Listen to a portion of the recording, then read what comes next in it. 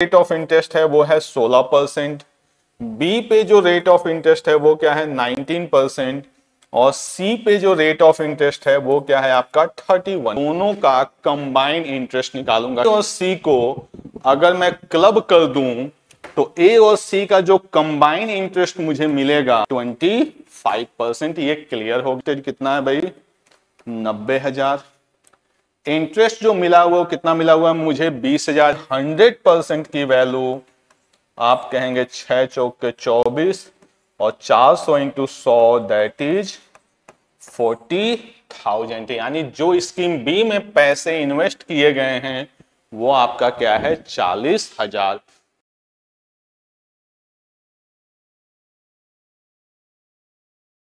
Good morning to all of you. मैं जितेश आप सब लोग का स्वागत करता हूं आपके अपने यूट्यूब चैनल अध्ययन कैंपस पे। जो मेंस वाले बच्चों के लिए हमने एक सीरीज स्टार्ट की थी, उसी सीरीज में आज की क्लास में हम लोग करेंगे सिंपल एंड कंपाउंड इंटरेस्ट का फर्स्ट पार्ट। हर चैप्टर में हम लोग बेस्ट 20 क्वेश्चंस करने की कोशिश कर रहे हैं, जिससे आपका कॉन्सेप्ट और ज्यादा डेवलप होगा और आपको मेंस लेवल के क्वेश्चन के करने की प्रैक्टिस भी हो जाएगी आपके मेंस के एग्जाम से पहले। ये सीरीज उन बच्चों के लिए भी फायदेमंद है जो कहीं ना कहीं आने वाले टाइम में कैट मैट या एमबीए एंट्रेंस से रिलेटेड एग्जाम देना चाहते हैं। तो आज की क्लास हम लोग शुरू करते हैं। आज की जो क्लास है वो आपकी है simple and compound interest. Paper में जो आपका क्वेश्चन आता है वो कहीं ना कहीं दोनों पार्ट को मिक्स करके आता है। कॉन्सेप्ट से रिलेटेड ऑलरेडी सीरीज हम लोग पढ़ चुके हैं, तो इसमें हम लोग सिर्फ और सिर्फ प्रैक्टिस करेंगे। तो आज की क्लास स्टार्ट करते हैं बिना समय गंवाए हुए। पहला क्वेश्चन आपके स्क्रीन पे ये रहा, देखिए इस क्वेश्चन को पढ़िए और चीजों को समझने की कोशिश करिए। क्या कह रहा है क्वेश्चन में कि a person invested a sum of ₹90,000 in 3 schemes A B and C. एक बंदा है वो 90,000 रुपए इन्वेस्ट करना चाहता है ए बी और सी 3 स्कीम में एट द रेट ऑफ 16%, 19%, 31%। जो रेट ऑफ इंटरेस्ट है वो क्या दिया हो भाई 16%, 19% और 31%। ठीक है। The amount receive in scheme C is 50% more than the amount invested in scheme A. यानी स्कीम सी में जो उसने अमाउंट इन्वेस्ट किया है वो स्कीम ए से क्या है भाई 50% ज्यादा है। Find the total amount invested in scheme B if we get a total amount ₹150,300 in 3 years। देखिए अभी तक जो आपने क्वेश्चन पढ़ा होगा या किया होगा उसमें क्या होता है कि 2 पार्ट में सम को डिवाइड करता था। यहां कहीं ना कहीं पार्ट क्या कर दिया है 3 पार्ट में डिवाइड कर दिया है ए बी सी। इस क्वेश्चन को आप बेसिक पे करने जाएंगे तो 2 वेरिएबल मिनिमम मानना होगा, लेकिन मैंने आपको बताया कि मेंस के क्वेश्चन को करने के लिए आपको थोड़ा सा हटके सोचना पड़ेगा। परसेंटेज में आप लोग ऑलरेडी चीजें सीख रखे हैं कि हम परसेंटेज को कैसे ब्रेक करते हैं। दूसरा क्या है कि उसको जो टोटल अमाउंट मिल रहा है इतना इन 3 years, ये जो अमाउंट है वो कितने साल में आपका 3 साल में है। क्वेश्चन किस पे है सिंपल इंटरेस्ट पे है, तो हम इसको सिंपल रखेंगे, पहले 1 साल पे आएंगे। देखिए कैसे क्या क्या करना।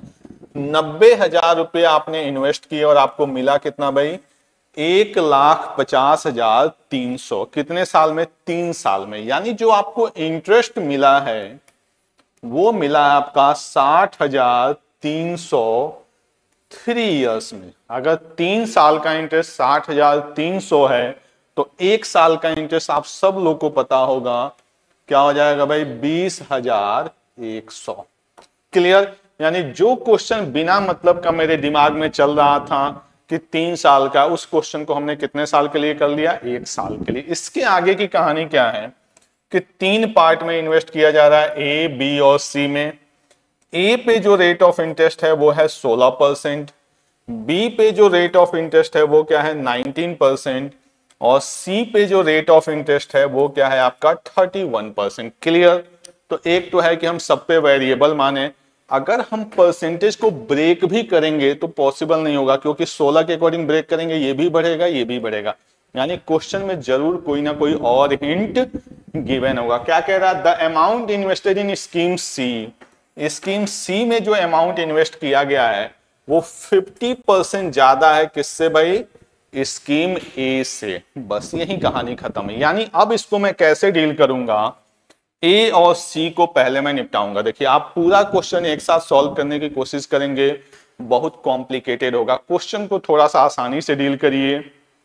ए और सी में रिलेशन दिया हुआ है कि सी में जो पैसे इन्वेस्ट किए जा रहे हैं वो क्या है, 50% ज्यादा है किससे भाई, ए से। तो अगर मैं ए में 2 रुपये इन्वेस्ट करूंगा तो सी में मैं कितना इन्वेस्ट करूंगा, 3 रुपये। मैं यहां पे क्या करूंगा, दोनों का कंबाइंड इंटरेस्ट निकालूंगा। कैसे, आप सब लोग को पता होगा, यहां पे 16% और यहां पे 31%। 16 दूनी 32, 31 तिया 93 ओवर 2 + 3। ये कॉन्सेप्ट आप लोग ऑलरेडी कई बार पढ़े होंगे। तो क्या हो जाएगा, 125/5 यानी 25%। यानी ए और सी को अगर मैं क्लब कर दूं तो ए और सी का जो कंबाइन इंटरेस्ट मुझे मिलेगा, ए एंड सी का, वो मिलेगा मुझे 25%। ये क्लियर हो गया। बी पे जो रेट ऑफ इंटरेस्ट है वो कितना है आपका, 19%। आप चाहें तो यहां से एलिगेशन लगाएं, लेकिन एलिगेशन भी कॉम्प्लिकेटेड होगा क्योंकि 20,100 9,000 से यानी 90,000 से 9 से कटेगा नहीं, यानी वैल्यू फ्रैक्शन में जाएगी। तो मैं यहां पे करूंगा परसेंटेज को ब्रेक। टोटल अमाउंट मेरे पास इन्वेस्टेड कितना है भाई, 90,000। इंटरेस्ट जो मिला हुआ कितना मिला हुआ है मुझे, 20,100। अगर यहां पे भी 90 हो और यहां पे भी 90 हो, मैं ऐसा 90-90 इसलिए कर रहा हूं क्योंकि मुझे जो वैल्यू फाइंड आउट करनी है वो किसकी फाइंड आउट करनी है, बी की। इसलिए मैं बी के अकॉर्डिंग एसी को नहीं ले जा रहा हूं, एसी के अकॉर्डिंग बी को ले जा रहा हूं।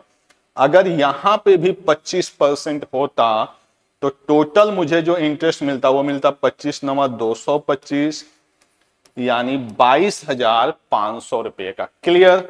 लेकिन मुझे जो इंटरेस्ट मिला है वो मिला है 20,100 का, यानी टोटल जो कमी है मेरे पास वो 2,400 रुपये की कमी है। जिन लोगों ने भी परसेंटेज अच्छी तरह से पढ़ा होगा या जिनको परसेंटेज ब्रेकिंग आता होगा उनको डेफिनेटली ये पॉइंट क्लियर होगा कि यहाँ पे 25%, अगर यहाँ पे भी 25% होता तो टोटल इंटरेस्ट कितना मिलता, 22,500। क्वेश्चन में कितना मिला है, 20,100, यानी कमी कितने की है, तो 2,400 की। ये 2,400 क्या कम हुआ है, तो आपको अच्छी तरह से पता होगा कि यहां पे 6% की कमी थी। यानी बी के 6% की जो वैल्यू है वो है 2,400। तो बी के 100% की वैल्यू आप कहेंगे 6 चौक के 24 और 400 × 100 दैट इज 40,000। यानी जो स्कीम बी में पैसे इन्वेस्ट किए गए हैं वो आपका क्या है, 40,000। तो बहुत ही अच्छा सा क्वेश्चन था जिसको करने का ये बेस्ट वे था। अगला प्रश्न लेते हैं। कर a person borrow a some at 18% पर annum and return ₹13,800 after 1 year. यानी एक बंदे ने कुछ पैसे बोरो किए, कितने रेट ऑफ इंटरेस्ट पे, 18% पे। 1 साल के बाद उसने 13,800 रुपए क्या किए, वापस कर दिए। Now the rate of interest become 15% per annum on the rest of the amount. यानी जो अमाउंट बच गया उस पे जो आपका रेट ऑफ इंटरेस्ट है वो क्या है, 15% पर एनम।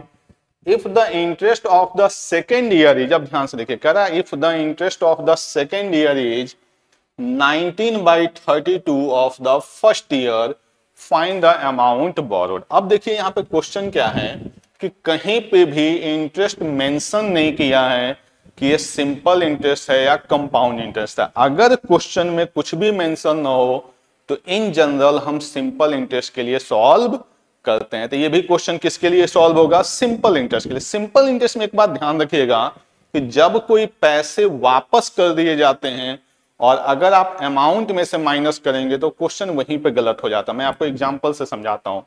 मान लीजिए मैंने किसी से 500 रुपये लिए 10% पे, 2 साल बाद अगर मैं उसको 200 रुपये वापस कर दूं, 200 रुपये क्या कर दूं, मैं वापस कर दूं, और बाकी पैसे पे मैं पूछूं कि इंटरेस्ट कितना लगेगा, तो देखिए आपसे गलती क्या होगी। 500 रुपये लिए मैंने 10% पे, तो 2 साल में मेरा जो इंटरेस्ट बनेगा वो कितना बनेगा, 100 रुपये। क्लियर। अगर मैं 200 रुपए वापस करूंगा तो हमसे गलती क्या होता है कि हम 600 में से 200 को क्या करते हैं, माइनस करते हैं और बोलते हैं कि अगला इंटरेस्ट किस पे लगेगा, 400 पे लगेगा। ये कॉन्सेप्ट ही क्या है भाई, गलत है। क्यों? क्योंकि पैसे कितने लिए थे, 500, इंटरेस्ट कितना बना, 100, यानी टोटल कितना हो गया, 600। 600 में से अगर आपने 200 वापस किया तो बच कितने गए, 400। 400 रुपए में इंटरेस्ट भी क्या है, इंक्लूड है। और अगर आप अगले साल 400 पे इंटरेस्ट लेने लगेंगे तो कॉन्सेप्ट गलत हो जाएगा, क्योंकि सिंपल इंटरेस्ट का फंडा क्या है कि इंटरेस्ट किस पे लगेगा, सिर्फ प्रिंसिपल पे लगेगा। तो कैसे क्वेश्चन सॉल्व होता कि 500 में से मैंने 200 रिटर्न कर दिए तो अगले साल जो मेरा इंटरेस्ट लगेगा वो किस पे लगेगा, 300 पे लगेगा। अगर आप इस प्रोसेस से सॉल्व करेंगे तो ये कंपाउंड इंटरेस्ट का कॉन्सेप्ट होगा, सिंपल इंटरेस्ट का नहीं होगा। क्लियर? तो कंफ्यूज नहीं होना है। अब अपने क्वेश्चन में क्या है कि हमें नहीं पता कि उसने कितने पैसे लिए थे, तो हम क्वेश्चन को एकदम सिंपल रखते हैं। देखिए कई बच्चे इसमें से मान लेंगे x पे 18% लगा देंगे, यानी x इंटू 118/100, फिर उसमें से 13,800 को क्या कर देंगे, माइनस कर देंगे, फिर उसके आगे लगाएंगे 1500 और फिर ये रिलेट करेंगे। मैं आपको एकदम सिंगल लाइन में बताता हूं कि मुझे पता है कि पहले साल भी इंटरेस्ट देना है, दूसरे साल भी इंटरेस्ट देना है। मैं दोनों प्रिंसिपल को अलग अलग रखता हूं। जैसे मान लीजिए कि पहले साल का मेरा प्रिंसिपल P1 था और दूसरे साल का मेरा प्रिंसिपल P2 था, तो P1 और P2 पे, P1 पे जो इंटरेस्ट लगेगा वो लगेगा 18% और P2 पे जो इंटरेस्ट लगेगा वो क्या लगेगा, 15%। इसके भी नीचे 100 आएगा, इसके भी नीचे 100 आएगा, वैल्यू कैंसिल हो जाएगी। कह रहा है कि if the interest of the second year is 19/32 of first year, 19/32 of first year. Second year का जो इंटरेस्ट है, देखिए कह रहा है सेकेंड ईयर का जो इंटरेस्ट है वो 19/32 ऑफ फर्स्ट ईयर। तो अगर फर्स्ट ईयर का इंटरेस्ट मैंने 32 माना तो सेकेंड ईयर का 19। अगर मैं इसको आगे सॉल्व करूंगा तो P1/P2 इक्वल टू, इसको काट दीजिए थोड़ा सा छोटा हो जाएगा, 9, ये हो गया 16, 3, 5, यानी 16 25 80, 19 3 57। क्लियर है इतनी बात? दोनों प्रिंसिपल में जो डिफरेंस होगा वो कितने का होगा, 23 का होगा। और क्वेश्चन में जो डिफरेंस है वो कितने का है, 13800 का। तो 1 की वैल्यू हो जाएगी 600। आपसे क्या पूछा गया, the amount borrowed.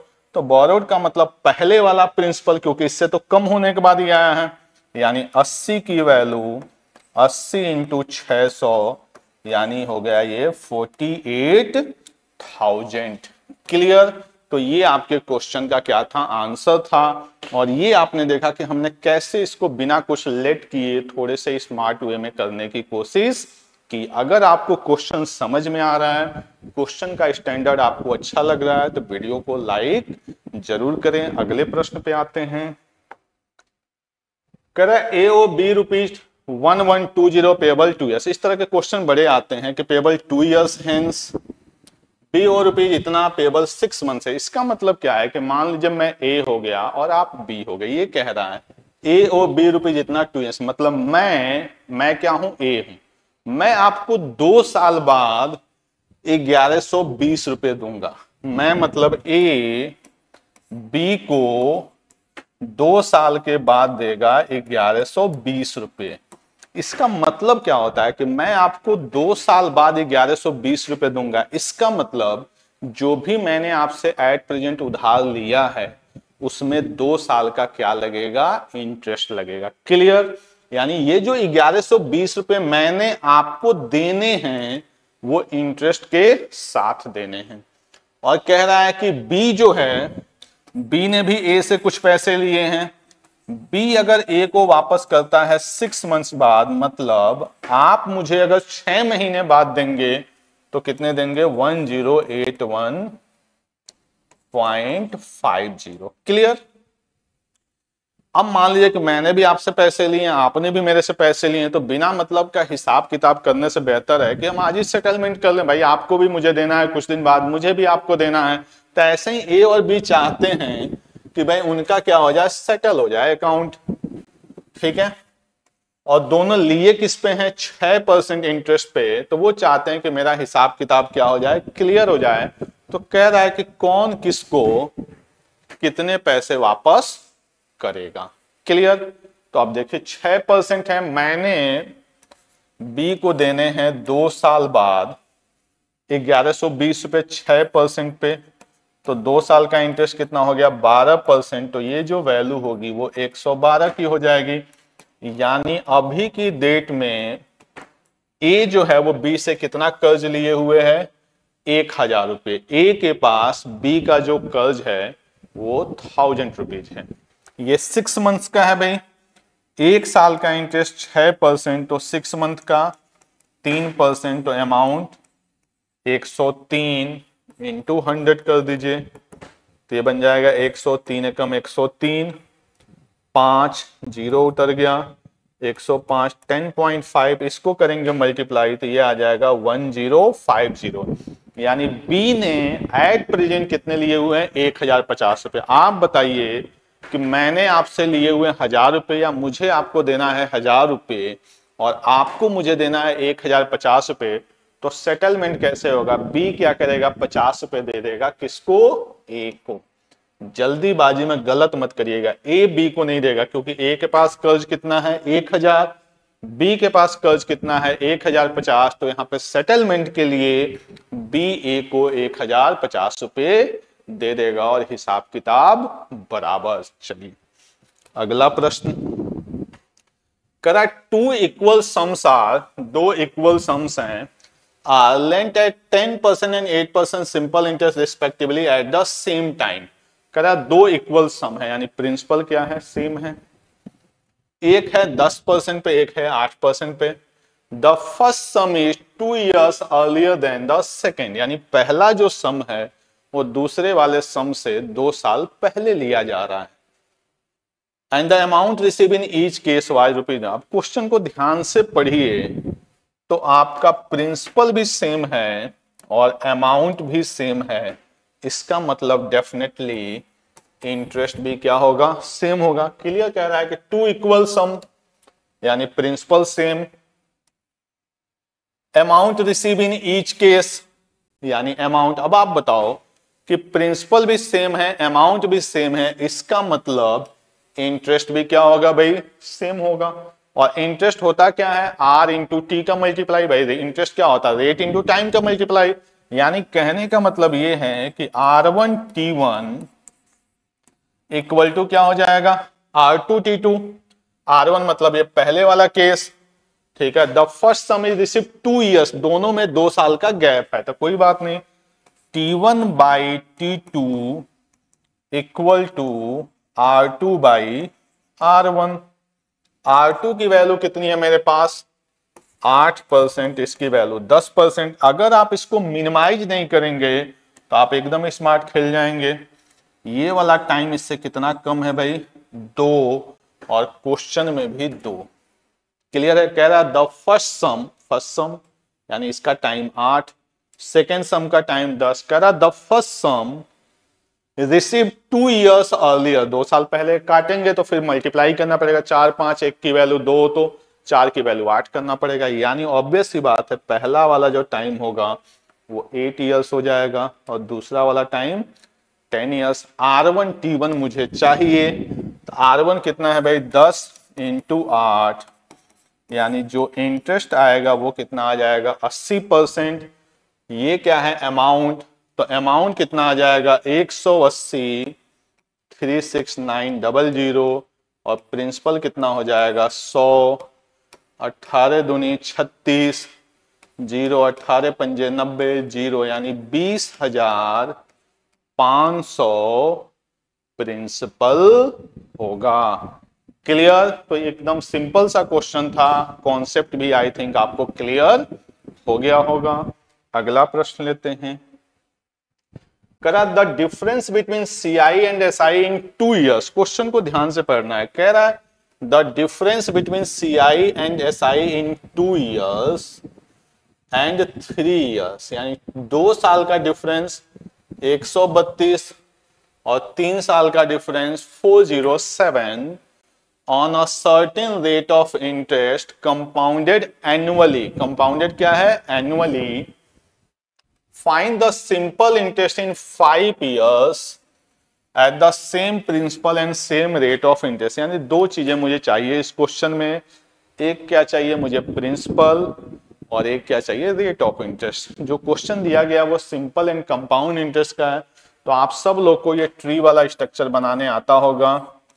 x x x y 2y और z। 3 साल का यही होता है भाई स्ट्रक्चर। आप सब लोग को ये भी पता होगा कि ये पूरा का पूरा क्या होता है? Compound interest. ये क्या होता है? Simple interest. ये भी डिफरेंस है और ये भी डिफरेंस है। इतनी बातें आप सब लोग को पता होगी। ये प्रिंसिपल का R% होता है, ये X का R% होता है और ये Y का R% होता है। ये भी आप सब लोग को पता है। अब क्वेश्चन में ध्यान से देखा जाए तो difference between CI and SI in 2 years, तो 2 years का डिफरेंस यहां से क्या होगा भाई? Y की वैल्यू मेरे पास कितनी है? 132। एंड 3 years का मतलब ये डिफरेंस हो गया। इसकी वैल्यू क्या हो जाएगी? 3y प्लस z कितना है? 407। तो 3y 132 396 plus z equal to 407, then z equal to 4 7 11। z की वैल्यू क्या आ गई मेरे पास? 11। सॉरी, क्वेश्चन में R चाहिए, बहुत आसान है। आपको पता है कि y के R% की वैल्यू क्या होता है? z। क्लियर? तो इसको अगर मैं सॉल्व करूंगा तो 11 से 1 कट जाएगा 12 बार में, और 100/12 का मतलब 8.33, यानी R की जो वैल्यू होगी वो क्या हो गई? 8.33। अब मुझे क्या चाहिए? प्रिंसिपल। तो प्रिंसिपल कैसे निकलता है? आपको पता है P का R%X, तो R की जगह मैं लिखूंगा 1/12। इससे क्या आ गया? X, और X का 1/12 क्या आ गया? Y, जिसकी वैल्यू है 132। सॉल्व नहीं करना है तो P की वैल्यू मेरे पास आ जाएगी 132 इंटू 12 इंटू 12। क्लियर? यहां तक सबको क्लियर है? ये नहीं कि इसको मल्टीप्लाई करने में बिजी हो गए। क्यों नहीं करना है? क्योंकि आगे अभी क्वेश्चन बचा हुआ है। मुझे 5 साल का चाहिए सिंपल इंटरेस्ट। तो प्रिंसिपल मेरा है 132 इंटू 12 इंटू 12 इंटू 5, और R की वैल्यू मैं 8.33 लिखूं। तो 8.33 लिखूंगा तो इसके नीचे 100 लिखना होगा, और मैं फ्रैक्शन लिखूंगा तो सीधे सीधे 1/12। इसलिए मैंने आपको मल्टीप्लीकेशन से मना किया था। 12 5 जा 60, 60 का मतलब 6, तो 0 6 दूनी 12, 6 3 18 1 19, 6 कम 6 1 7, यानी क्या मिल गया मुझे भाई? 7920। तो ये भी आपका एक सिंपल सा क्वेश्चन था, सिंपल से कॉन्सेप्ट का। अगला प्रश्न बहुत ही आसान, एक लाइन का क्वेश्चन है। कैसे? The compound interest on a certain sum of 7th and 9th year are X and Y। आपको इसका कॉन्सेप्ट पता होना चाहिए। कंपाउंड इंटरेस्ट हो या कंपाउंड अमाउंट हो, इंटरेस्ट या अमाउंट हो, ये हमेशा पावर के फॉर्म में बढ़ते हैं। जैसे अगर मैं 10 रुपये आपको दूं 1 साल के लिए, अगर मैं एग्जांपल से समझाऊं कि अगर मैंने आपको 10 रुपये दिया तो 1 साल में क्या होगा भाई? 11। 2 साल में 100 रुपये क्या हो जाएंगे? 121। 3 साल में 1000 क्या हो जाएगा? 1331। ये बेसिक सा कॉन्सेप्ट आप सबको पता होगा। अगर मुझे यहां पे R पता करना है यहीं पे, तो जरूरी नहीं कि मैं पूरा का पूरा, वैसे तो आपको पता है कि R क्या है? 10% है, लेकिन अगर मुझे 9 पता हो तो मैं कहीं से पता कर सकता हूं। कैसे? अगर मैं 1 साल वाली वैल्यू उठाऊंगा तो मैं डायरेक्ट लिखूंगा 11/10। लेकिन अगर मैं 2 साल वाली वैल्यू उठाऊंगा तो मैं इसका स्क्वायर रूट लूंगा। 11/10 देखिए 10% है या नहीं है। सिमिलरली अगर मैं 3 साल की वैल्यू उठाऊंगा तो मैं क्यूब रूट लूंगा। 4 साल की वैल्यू उठाऊंगा तो फोर्थ रूट लूंगा। ये बात समझ में आ रही है? यानी अगर मुझे 5वें साल की वैल्यू चाहिए तो मुझे पता है कि अगर मैं 1331 का 5वें नहीं 4थे साल का करना हो तो मैं ये कर दूंगा, मुझे अमाउंट मिल जाएगा। क्लियर? अगर ये कॉन्सेप्ट आपको क्लियर है तो ये क्वेश्चन तो बच्चों वाला हो गया। कैसे भाई? ये है 7th का और ये है 9th का, तो गैप कितने का है? 2 का। तो जो आर की वैल्यू होगी वो इनका क्या हो जाएगा? स्क्वायर रूट, जैसे यहां पे कर दिया मैंने। और अगले साल मुझे जाना है तो मैं इसको y/√x से क्या कर दूंगा? मल्टीप्लाई। समझ में आ रही बात? जैसे यहीं से मुझे अगले साल जाना था तो मैं इसको मल्टीप्लाई कर देता। यहीं से मुझे 4th ईयर जाना है तो मैं फिर से क्या कर दूंगा? मल्टीप्लाई। तो 9th ईयर से मुझे कौन से ईयर में जाना है? 10th ईयर में। तो मैं किससे, ये इसको थोड़ा सा मैं ऐसे लिख दूं ताकि समझ में आए आपको। y/x, ये तो मेरा रेट ऑफ इंटरेस्ट बना कि इतना ज्यादा होगा। और 9th ईयर का मेरे पास कितना है? y। बस यही मेरा छोटा सा हो गया आंसर। और इसको अगर मैं अपने आंसर के अकॉर्डिंग करने जाऊंगा तो जब ये y रूट के अंदर जाएगा तो y² और पहले से y है तो क्या बन जाएगा? ये y³ तो इस क्वेश्चन के लिए कंपाउंड इंटरेस्ट का ये कॉन्सेप्ट पता होना चाहिए और आई होप आप सबको ये कॉन्सेप्ट आता है। क्लियर? चलते हैं अगले प्रश्न पे।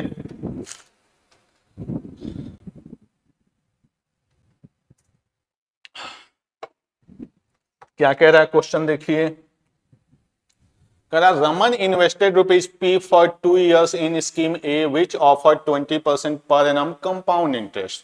रमन ने किसी स्कीम में पैसे इन्वेस्ट किए हैं कंपाउंड इंटरेस्ट पे। कितने पे? 20% पे। He lent interest earn from scheme A, he lent interest ले रहा है ए टू शुभ। किसको दे दिया? शुभ को। 7.5% पर annum simple interest, end of 2 years Shubh give 303 find the. Question को एक बार पढ़िए, एकदम सिंपल क्वेश्चन है, वेरिएबल की कोई जरूरत नहीं है। कह रहा है कोई सम है P, कितने साल के लिए दिया गया है? 2 साल के लिए 20%। तो आप सब लोगों को पता है कि 20% को अगर कंपाउंड इंटरेस्ट 2 साल का किया जाएगा तो 20 और 20 का 20% यानी 44%। क्या यूज कर रहा है वो? इंटरेस्ट, यानी इसका 44%। इसको उसने किसी को दिया है कितने परसेंट पे?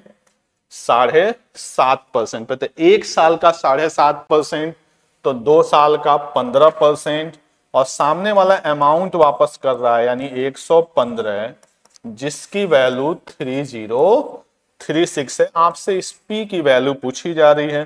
तो एकदम बच्चों वाला क्वेश्चन है। 5 23 5 20 2 22 2 10। क्लियर? करते हैं इसको कैलकुलेट करने की कोशिश।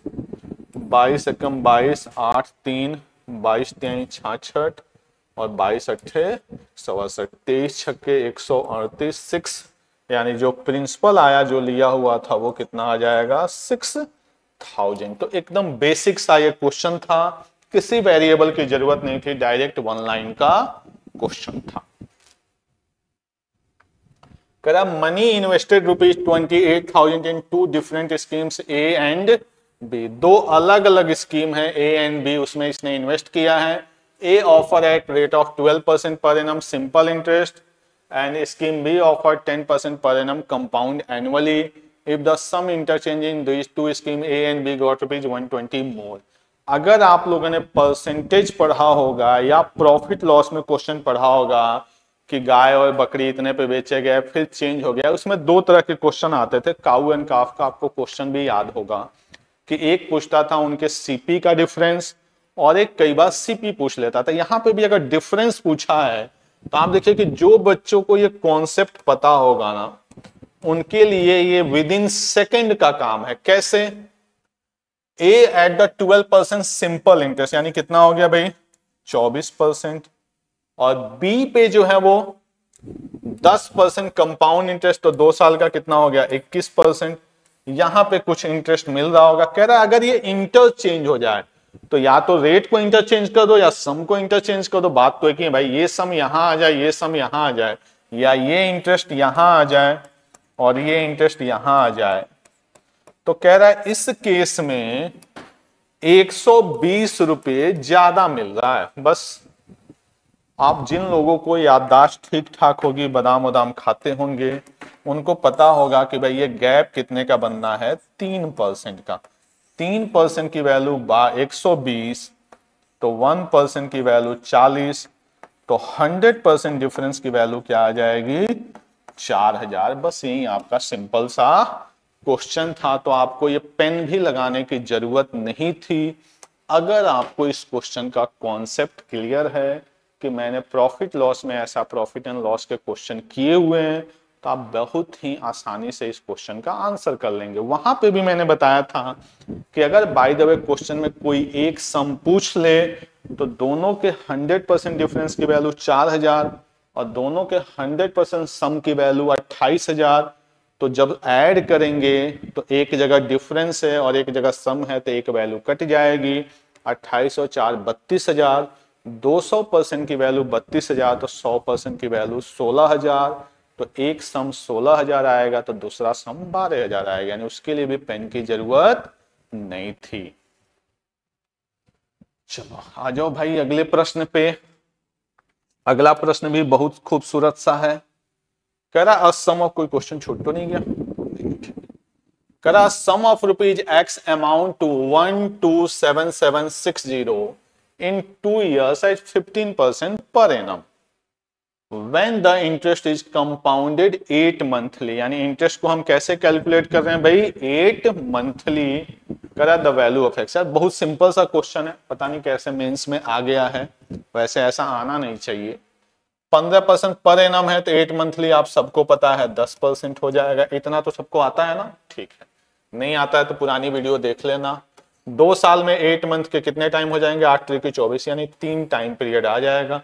ये तो बच्चे बच्चे को रटा हुआ है कि अगर 10% रेट ऑफ इंटरेस्ट है तो 10 का 11, 100 का 121, 1000 का 1331, यानी जो अमाउंट आएगा वो कितना आ जाएगा 1331। क्वेश्चन में जो अमाउंट है वो कितना है भाई 1277.6। प्रिंसिपल कितना होगा 1000। ये बात सबको पता है, बस उड़ा दो इसको। किसी से कटने वाला है तो काट लो। 13। अब देखिए अगर मैं इसका 100 गुना करूं, ध्यान से देखिए इस क्वेश्चन को। एक तो तरीका है कि सॉल्व किया जाए, एक है देखिए 2 जीरो है, 2 जीरो सारे ऑप्शन में है। क्लियर? यानी ये 2 जीरो बैलेंस हो गया, यानी ये वैल्यू इससे कटेगी। अब बताइए भाई यहां पे 1 है और यहां पे 6 है, तो 2 से तो आएगा नहीं, 6 से आएगा, इससे भी नहीं आएगा, इससे भी नहीं आएगा, यानी 9600 मेरा क्या हो गया आंसर हो गया। बाय द वे सारे ऑप्शन में 6 होता तो कैसे करते उसके लिए भी देखो। अगर मैं इसका 100 टाइम्स करूं तो ये बनेगा 133100। इस वैल्यू और इस वैल्यू को कंपेयर करिए तो ये 100 से क्या है कम है, और लास्ट में क्या लाना है 6। 100 से बहुत ज्यादा तो कम है नहीं, और लास्ट में 6 लाना है, तो 96 के अलावा आपके पास कोई चॉइस नहीं हो सकती। और नहीं मन मान रहा है तो 11 से इसको कटिंग करते हुए मजे ले लीजिए, सॉल्व हो जाएगा। क्लियर? चलिए आखिरी प्रश्न आपके स्क्रीन पे आज की क्लास का।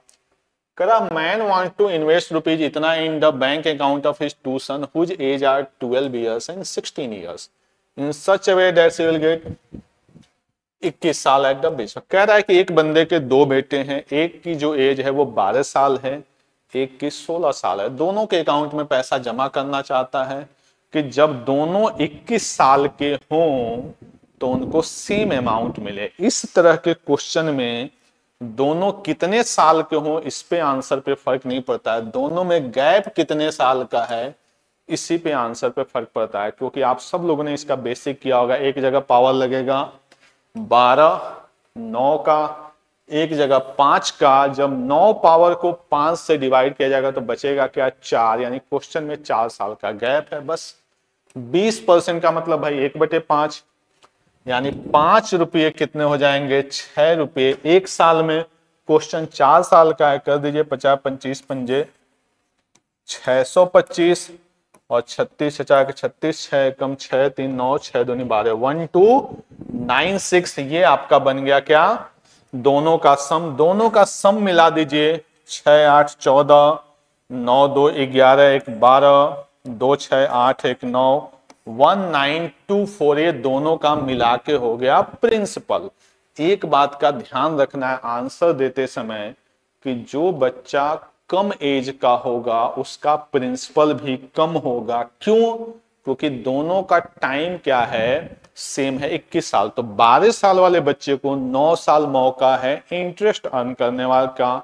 16 साल वाले के पास टाइम कम है तो उसका इंटरेस्ट भी क्या होगा, कम होगा। लेकिन जब अमाउंट सेम है तो जिसका इंटरेस्ट ज्यादा उसका प्रिंसिपल कम, और जिसका इंटरेस्ट कम उसका प्रिंसिपल ज्यादा। तो ये प्रिंसिपल हमेशा किसका होगा, एक मिनट, ये 625 गलत लिख दिया मैंने, 6 5 11 9 2 11 1 12 6 2 8 1921। तो ये जो प्रिंसिपल होगा वो छोटे वाले का होगा, ये प्रिंसिपल बड़े वाले का होगा। यंगर सन का पूछ रहा है, यानी 625 की वैल्यू पूछ रहा है, इतना है। यहाँ पे टोटल कितना है 1, तो टोटल को डिवाइड कीजिए 13447 बाई 1921 इंटू 625। क्लियर? यानी जो भी सम आएगा वो 625 का मल्टीपल आएगा, बट 625 का मल्टीपल ऑलमोस्ट सारे हैं तो हम इसको सॉल्व ही कर लेते हैं। 17 एकम 17 17 दूनी 34 17 9 153 34 17 9 153 17 एकम 7 एकम 7 7 दूनी 14 7 9 63 1 64 7 7 से ये सीधे सीधे कट जाना है।